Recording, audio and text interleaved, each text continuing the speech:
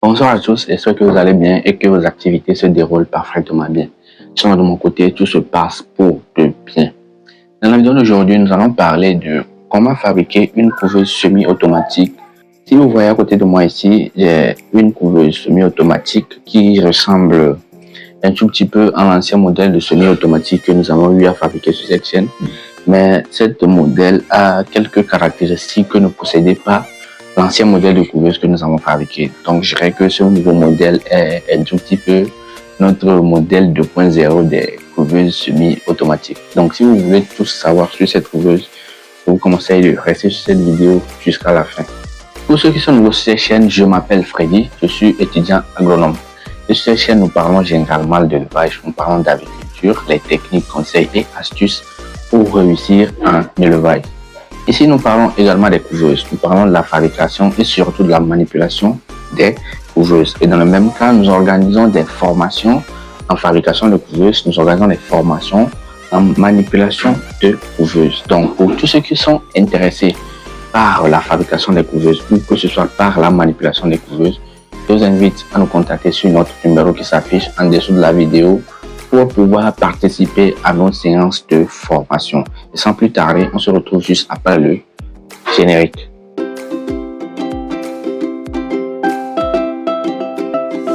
Comme je vous le disais au début de cette vidéo, je vais vous montrer comment fabriquer une couveuse en quelques minutes. Bon, si je dis en quelques minutes, c'est que vous avez déjà votre caisse. Donc, il vous suffira juste de venir faire les branchements et les installations des différents matériels à l'intérieur. Donc, je vais commencer déjà par vous montrer l'intérieur. Et je passe là ici pour brancher notre fiche.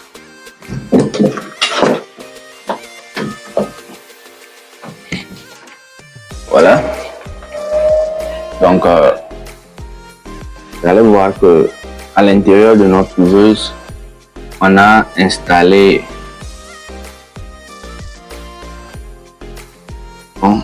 je vais bloquer ça là.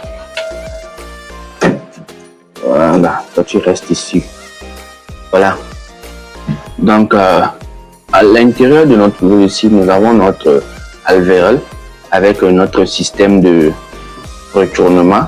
Ouais. Et un système qui permet de faire le retournement de la totalité des œufs simultanément. Donc, vous le voyez ici. Donc, en bas ici, nous avons le panier d'éclosion. Donc, le panier d'éclosion, ce qui va servir à faire l'éclosion des œufs. Donc, au début d'incubation, on met les œufs ici. Les œufs vont passer 18 jours ici. Et au 18e jour, on ramène les œufs dans le panier d'éclosion ici pour terminer l'incubation. Donc, à part le panier d'éclosion, nous avons le thermostat ici. Donc, le thermostat, lui, permet de réguler la température à l'intérieur.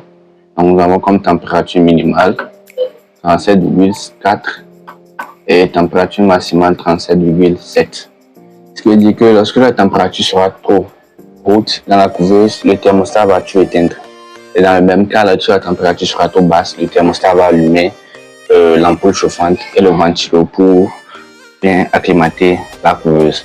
Donc, ici, nous avons un premier interrupteur. Il sert à quoi?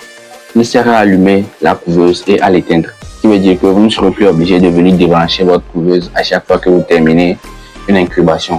Vous venez juste ici et puis vous éteignez tout. Et si vous voulez la réallumer, vous appuyez ici et puis vous allumez tout. Ici, nous avons un deuxième interrupteur et lui, il sert à quoi? Il sert aux prises que nous avons ici. Donc, au début de cette vidéo, je vous avais dit que ce nouveau modèle de couveuse a une particularité que n'ont pas les anciennes couveuses. C'est que on a intégré dans cette couveuse un hygromètre. L'hygromètre, lui, va servir à générer de l'humidité dans la couveuse. Donc, comme nous le savons aussi, la couveuse, à l'intérieur de la couveuse, nous devons avoir un taux d'humidité dans la couveuse pour permettre au poussin de pouvoir casser la coquille et de sortir dans l'œuf. Donc, cette humidité peut varier en fonction du jour de l'incubation. Et pour cela, une fois encore, je vous invite à venir suivre notre formation pour maîtriser tous ces aspects de la couveuse. Donc, ici, j'ai mon brumisateur. Donc, le voilà ici. C'est le brumisateur qui permet de de générer de l'humidité dans notre couveuse. Donc, pour son utilisation, vous le prenez juste comme cela et vous le branchez à un chargeur parce que c'est un matériel de 12 volts. Donc, vous le branchez à un chargeur et par cela, vous aurez aussi besoin d'eau. Donc, tu vas chercher l'eau. Donc, ici, j'ai l'eau que je mets à l'intérieur. Donc, une fois l'eau mise à l'intérieur, je vais brancher le brumisateur, vous allez voir. Donc là, je l'ai branché. Et puis, vous placez le brumisateur dans l'eau. Vous voyez? Ouais, j'ai mis le brumisateur dans l'eau. Donc, comment est-ce que ça marche? Vous avez votre brumisateur qui est branché. Et lorsque l'humidité est trop basse à l'intérieur, ici on a une humidité de 51, mais on veut que ça soit plus haut que cela.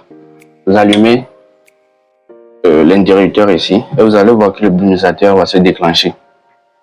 Donc le brumisateur se déclenche et il commence par produire de l'humidité.